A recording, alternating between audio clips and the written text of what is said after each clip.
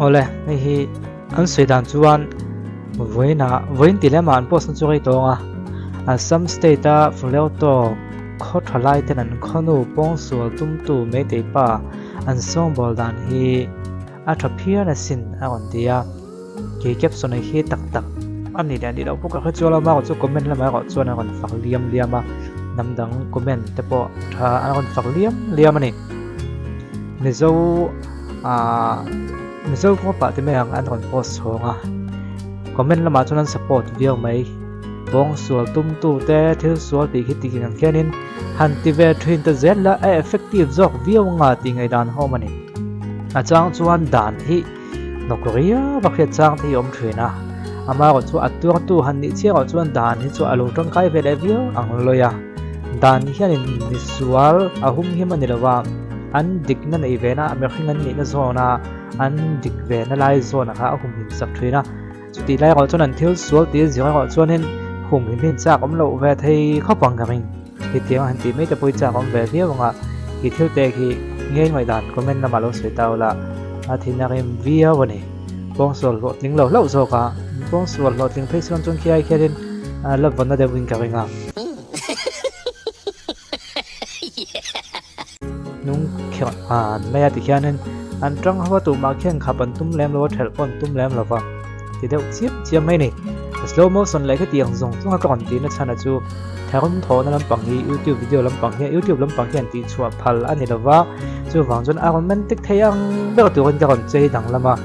youtube boom kan to mane chu mo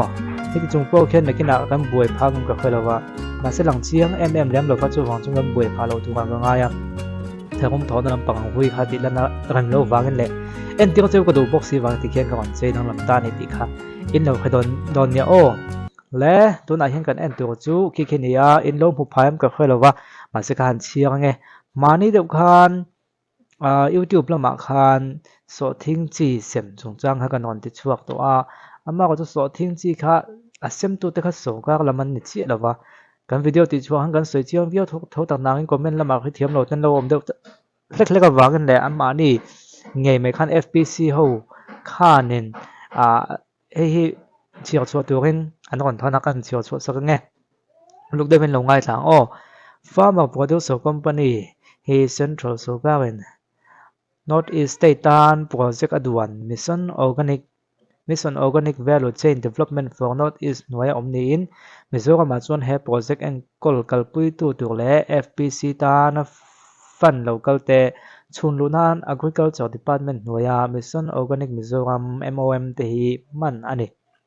he project chung chang hi soi vek sian ani lo wangin google ki movcd ani a lam dan deuh tu po mang guideline download thei nia heta hian structure le fund flow te po kim chang taka en thei ani fpc kan ti hi mizoram tan chuan hei tluka project tha hi om lo mai thei ni move na ti ni kan ring ngota khrim hi chu kum sang hela som pore tang khana kal chho to a ati ga chuan fpc organizer fpo zok ni farmer producer organizer ti ani thina face te thran ni in face khathi kumthum zel ani kumthum chung hian sokaw en kolna andonga kumthum liam nuwa an ma ni a function thei tu ngai ani chuti warning guideline na soi component khang te kumthum chunga fpc na claim man lo chuan kumthum wal nuwa po an claim thei thawani ka khriat china chuan phase 1 le phase 2 hi zo to azok wal hian atam zok chu an ri ran hal ti mai ni langa phase 1 a om tun thlenga la function te chu rob ko ti kan ti te roi ek ai eng kan ti te hi ni a kon ti ani he project hian thil tum tam taka leya chung zinga poimo zual pani te chu organic farming choice san le kun na thok tu te an thlai thakan du hun tak le om jenei zo ka an fal theinan te kun na thok tu te thlai raw material anga fal chhon an emo value addition te ni processing unit so ka na fpc te duang a pe chuan thlai thau kut na thok tu te ta an lei chu process in an khal chuak le thei bok tin fpc so ka en kol ma ni se kan khria thiam dan tu chuan mztu te puc te pachung university mo so ka en kol ni si ma ni ai noel bol ang hian nia staff te po so kak lo pek ni ma se board of director bakin an terminate hello hei mai ba ka hian FPCN kol tu CEO le BOD te an that chuan so ka na kai san nuwa po amai na function the yang ani akal san nuwa po mo an ma ni hi an rang ve do ni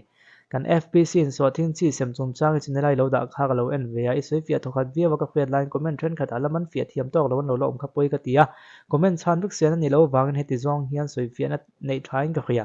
FPC thil tum liam bek le an din chan te zinga mi pakhat kan soi ta kang khan farmer ten an thlai thak an du huna fal na tur mun an nei theina tur ani ang khan eni FPC te chuan so thing kan lei khom ta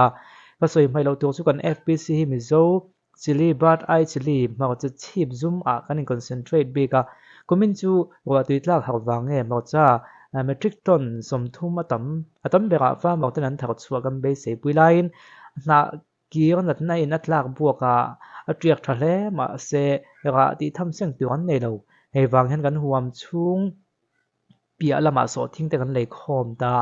metric ton som ni le panga lai kg a som soi panin kan leya keni FPC hen kan thlai lei khom te hi state po na lo thei lo ani lo chuan khal chua kan du lova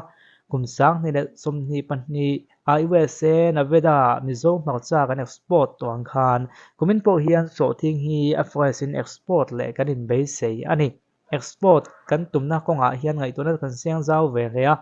và nei thlak takin Mizoram chu nge mi export import ti thei to farm Mizoram Exim International te nen kan in be pop plava so thinga fresh in container khatal kanang avoi khatnan le abul tran nan Dubai a thon chu tumin ma kan la du na ti fel ngai engamo kan bue puya he mi rol hen so thing po kan collect pa zela van doi thlak takin logistic a export to te hi an lain ti fel le thelo tak sia wang le so thing lo la khom to ten chiat mai kan lau sia hei wang hian kumina tan chuan thul mai la kum thaka kan export ngai thenan kumin hian contract po sign ngai kan tum don nia ti in kan in thla taria export kan ti thei tak silo awangin state pon lampai au company khang kan pe kuala South India lam company ten an tho ho kan tum leya an lei ngam na po a tha thokhat viau purchase order kan boi pui mek lain farmer lamin marcha le so thing abul tran that an du ti kan kheleya achi leina tu kan house na an nei box ye wangin contract farming anga kal mai du thu min khila min nok na sat box ye wangin BOD meeting thu chuak chuan fal lova farmer te house na kan sut kian theinan contract farming angin farmer te kal pui mai ang u kan ti ta ni chutia farmer te achi pek angai ta ka chuan achi semna min nei sak tur hian ma kan lak na lam bial tu MLA chu chi semna hun min nei sak tu kan bia farmer te ta na kan man lak na le farmer te kal pui kan tum da na bi an a bial tu MLA ani anga alom thu te min khil nuin a program tuam sa kan sel me win farmer te tan he hun hi man pui tu kan thu min khil bok ani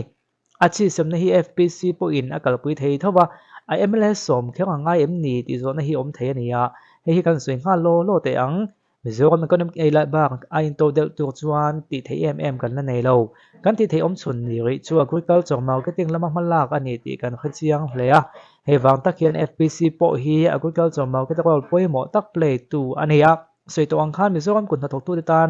an thlai thau te akfal na tur an zon buai ngai to lawa an du hunan khal theina tur Mizoram chuan ke ni hi FPC te hi kan ni kan ti to kha keinin export emo value addition mang kan khal chuak vela thung du thin dona hetia kutna thok tu tan thlai thak te ahun takale sak tu an mu to chuan kutna tho hlok na an friain ele bara house na an to thin te alo re to nga keinin raw material in emo value addition mangin state dang te sum kan state kan hai lut ba to thung bokang heng zong a thlen theina tur hian FPC malak na thi sokar foi tu ten an khriap pui bak a man lak pui thei nan te sokar le FPC ten tho ho na thazo kan nei thei nan te ti in BL tu MLA po so mani BL tu MLA po in kan malak te min hlut sakina thei top chu zel tu ka du sakna min hlan ba ka ko tha tu te MO FPC FOC India FPC tu ni om tak ani ngai ka chial sol pun mai thei ten hang san na kan nei tram pui kan ngai ni po chuan atlan chedon no nei ti min thamuan te kan lom dak zeta so ka le FPC in ka tho ho na le tho dun na tha om lo chu FPC first phase le second phase a function an om to mang lo kan ti to khamo ton man lo ti to a khana ti ni chu so thing chi sem kong khan ka policy kan kalpui lova ke ni chu company kan ni angin sem policy hi kalpui thei kan ni velo chon chu so thing lei khom nan khan sum tam khong nge alo bo te kan chion nan leng sum tam tak kan senga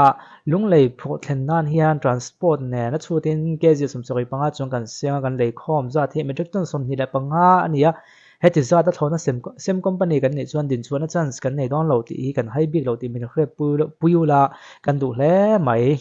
a kon soi fiat ne so thinga chi tu fa mo te kan pe kha angai angin emo ke ji cheng ni cheng thum khat tala hle pa kan hu le nge nge angai sia và một tên tuấn mà ya chỉ đến tuần mù lâu ba cả suman này chỉ đâu vắng FPC chuyên qua mình nát hậu tất cả xiêm nghe nghe lâu ngay ta này qua mình nát xiêm ăn tết chu khó chân khát VC tên này là thế lu tin VC tên lâu bỏ duy à VC câu lang số thiên lệ một sa chính đủ sự kiện này là vinh tí tắc tắc làm là đủ từ VC tên là khuyết chiến em hậu tên society tiền ta cái này ta nằm mình mở theo contract sana buổi thác to vắng society để FPC chuyên contract assign đó là này so thing chi fa mak ten ne na sem hi society noma manna siamanga lo an nei zaw dan mil zel in so thing chi pe chuaka so thing chui la tu ten an lak za ten min te signature na nem thlat an nem het thlapin le khan siama hei FPC la society in ko pian kol ve don bok ani kin fa mak ten an so thing chi lak za thia so thing angin emo alak za tu zong poisa chon tiang FPC an da kirla effect tu ani tin in rol hun chung hi FPC chon ri beka kum thum thleng tin ro man bok chuti walin crop assurance kan pek thelo wang le natural disaster fanga to the wang he tiang huna hi chuan FPC in khriat thiam na nei dona he tiang thila lo thlen lo nan hen fa mo ta thlai hi FPC na en kol puyang kon tha thok tu te hi than khat chu don tu ro ngot be sen nei ve thin awang hian he tiang laga kan in ven venan farm out thlai en kol dan thi thlai tu hin FPC tang la society tin atang of way to the thawin farm out man lak na en dik thin do na ma la thlo le ma ni thlai en kol thlo le ngai sak lo tu society member zinga man lak bel du te kuta a hlan an hlan chhongang adang tam takom ma se ti chin hi tu tok phot tai la anei tu te hi a thonin thlai chi kan pen sem policy hi kan follow lo ti hi kan soinon le duwa tin mele kan som na chan po FPC tho tlinga farm out nan chhok zel theinan te FPC in huanga zo zel theinan te so ka ho tu te lama tonga kan malak na min khre pui tu len ma ni te ne na tho ho na na thazok kan nei theinan som kan ni ya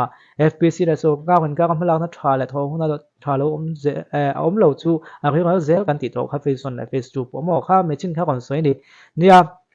so thing chi an sem ti kha ni do to maya ama ko chu ka kha so ka ma la na ni si la vin kha mi FPC ho ma la na ni ya so ka na thok kha vin ti kha ni khriat pui ton chho ta a ti chuan alan da na chuan khang fa mak te kha nan thak chu huna ani mo kha me chim man ha jon la ko ve la do an la ko ve la do na ni ti kha kan kon soi fi sa ka ni ti kha chu na fi to vi min ga nga ni hela hian ten da ka chuak ta thil pakhat chu chiao tu ka nei ta ei mi kon thon na ri do to ma se ri ti le ma han chiak tai la public work department chuan na thok tu tur zon na ten dakan ti chuak le ta chu kolkul le north east bualpui mi in kang kong siam that ai mi in kang kong siam that tur le en kol zui na thok tu tu ani he kong siam that le en kol zui na hi mi nga upgradation and maintenance of kolkul to ani bualpui ti ani he kong siam nan hian FDR and gold mix technology man tu ani ya he ten da tong ban tlang in an o khre ta na poimo ka hin te he kong siam that le ankol zuina sum thak chu vaibel sa sum thum point sum sari pani ni ya honest money deposit ngai chu nuai sum ro pakhat ani ya ten da the du thei nin hung do chu ni thum tharia sang thele sum ni pali ni ya ten da han ni chu ni thum ten da han ni to chu ni som patni thathum sang thele sum ni pali ani ni thum thlai ka ti khan ni ret thathum ti jok tu PWD chuan ro pui chi patonga bur pui in ka kong siam that le en kol zui du rin en kol zui na turin na zon na achu aboka he kong hi ro man na lung le tu ro pui chi pen ka kong chung me nia he kong siam na tan hi an FDR and flexible pavement man tu ania estimate antiami khami kha chu cheng vaibel som som le pathum point som sari patni ania chuan in EMD an tia khami deposit ngai kha cheng vaibel che khat le point som ni pasari ten daw chu date ni riat thathum sang hela som ni pali thlen ปมอันนี้อ่ะเดย์นี่สอมปัญหาทัทุ่มสังเดี๋ยวสมนีปลีอ่ะหอนอันนี้ยังก็ว่าก็ชื่อก็เทียมแต่เจี๊ยแล้วว่าเอ็มพอชนี่เซ่ให้กับคนเชียงชันจู่ให้เตียงอ่ะ open เต็นดังหันชัวเวลเลยที่ตุนมากัน ministry มาใส่นะอันติดตัวไงลูกตกโลอันสวยเซลเทรนเดียวข้าเลยจ้ะตุน ministry เห็นที่เห็นเต็นดังกันชัวก็ open เต็นดังดูดูชันที่ตัวอันนี้เตียมังเดียวชัวหลังเกิลเตปอันนี้มาหน้าอันนี้มาหน้าเป็นเลวินเห็นเกิลชาวตานี่จู่ตัวบางช่วงข้ากับคนเชียงชันประคัตจุนี่เวียมุนเพียจงจ้างให้กันที่ชั่วตัวค่อยๆสอมามุนเพียที่อันบวยมาอ่ะในขณะที่สนามมุนเพียตัวปิกเขาตะกันในดอมมุนเพียจงจ้างให้จู่บางช่วงที่จู่ก็เชียร์เจี๊ยตัวเราไม่ยังอะไรเทียบเลยเนี่ยมันซาติเตอออกมาจู่อะไรลำปังที่นั่นเตียงเงี้ยนี่สวยเฟียดอนก็ค่อยเราว่า opposition ละมันเฮาส์ให้จู่อันนั้นเอาชั่วปุยเวียวกันงาตัวน่ะพวกนั้นกินมันกันคลิปแล้วนี่มั่วมุนเพียกุมตั้งอาขึ้นเกจีสมงาตรงนั้นจนสร้างโซถึงขั้นนี้ตัวน่ะจนสมเหตุแล้วตรงเตียเนี่ยไอ้คนโตทีนั้นเดี๋ยวว่าสมทุ่มตรงสมทุ่มปริเตียเนี่ยโซก้าเป็นอะไรเวทจ่าเดียเสียมเข้าไปเงินไว้หัวแหละมีโซสมโดที่เป็นกันจ้างอะไรเนี่ยตั้งสานดูตั้งเนี่ยเราเนี่ยกันบางเวลแล้วไม่ตีเวลกันบางอันปุยแล้วไม่ตีเวลกันนี่ให้มีจงจ้างจู่เฮาสันก่อนเอาชั่วปุยยังกันดินอันก็ฉะนั้นอะไรก็สวยตัวมาก็จู่ก็สวยหน้าวิดีโอตะเคียฮิตแล้วตกเบียกแล้วหรือว่ากันวิดีโอส่งฮิตแบ็คเทย์หรือว่าจู่บางส่วนนึงขลายเตะก็จู่กันนี่เครียดเทียมพลันจะโปร่งไงยังวันแรกกันดูโต๊ะงานวิดีโอต่างกันนี่หลายพวกตอนนี้อ๋อ